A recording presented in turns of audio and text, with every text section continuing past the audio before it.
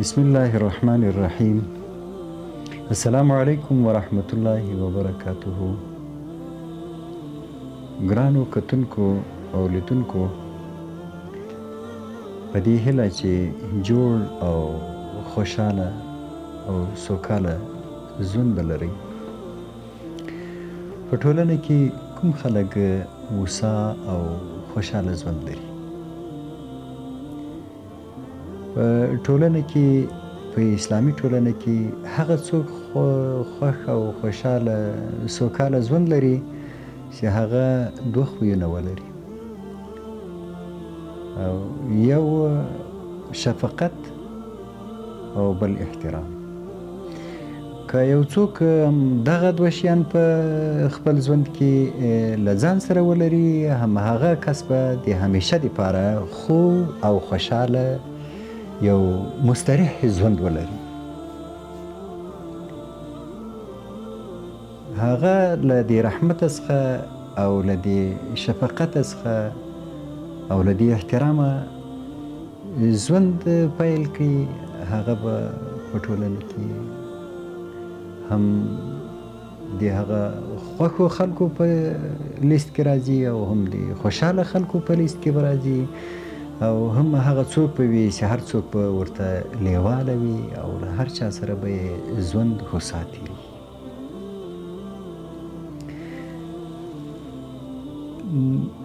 پیغمبر علیه الصلاة والسلام د دې په اړه باندې یو حدیث وایي: قال رسول الله صلی الله علیه وسلم لیس منا من لم یرحم صغیرنا ویوقر کبیرنا.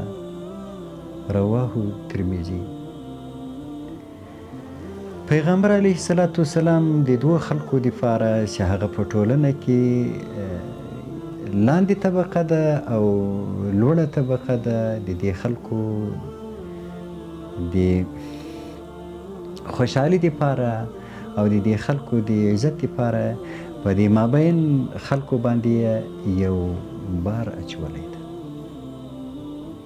همهغه دغه چې دغه د مابین خلک چې نه واړه دي او نه زاړه دي، د دې مابین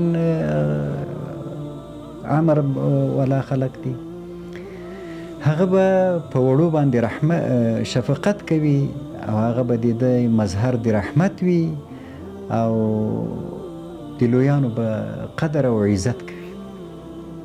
کله چې هم دغه زندگی یو ځوان پیل کوي، هم په خپل کور کې او هم په خپل کلي کې، او خاص کر د هغه وخت چې د ده نوی ژوند شروع شي. کله چې د یو ځوان نوی ژوند شروع کېږي او نوی حالت د ده شروع کېږي، نو هغه باید په دې کې ډېر محتاط وي او دا ډېر باید له دې سره باید رحمت او عزت دواړه وي. له ده سره باید شفقت هم وي چې په کور کې په وړو باندې، په ماشومانو باندې شفقت وکوي او هغه د خپل شفقت تر سوري لاندې راولي او د لویانو د مشرانو عزت وکوي او هغو ته په درنه سترګه وګوري.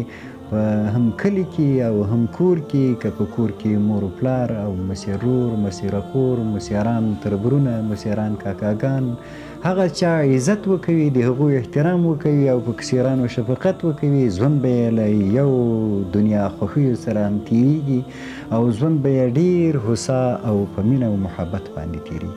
همدغه ځوان به له ټولو مشکلاتو څخه په امن باندې وي. همدغه ځوان به د آینده دپاره یو هوسا ژوند لري او یو خوشحاله ژوند به لري، ځکه دا پیغمبر علیه الصلاة والسلام د زندګۍ چې هر اړخ راوسپړي او هغه به له یوې دنیا خوښۍ څخه ډک ژوند وي.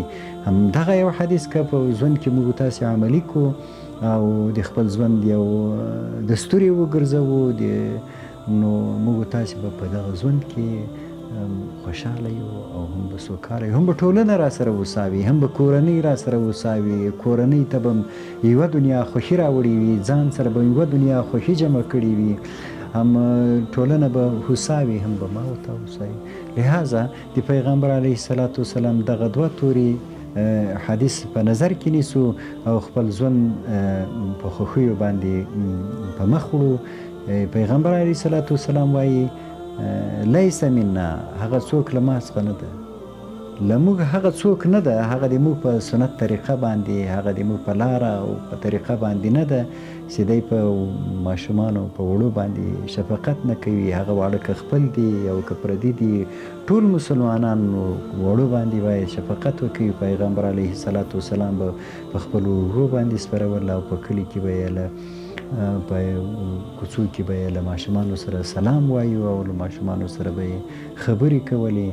او پیغمبر علیه السلام وایي یوقر کبیرنا، هغه څوک چې د لویانو احترام نه کوي او د هغو عزت نه کوي، د هغو شرافت نه پیژني، نو هغه له موږ څخه نه ده. لهذا تاسې باید خاص کر ځوانانو ته مې دا پیغام ده او ځوانانو ته وایم چې د پیغمبر علیه الصلاة والسلام دا حدیث په نظر کې ولرو او خپل ژوند په مخ وړو. والسلام علیکم ورحمة الله وبرکاته.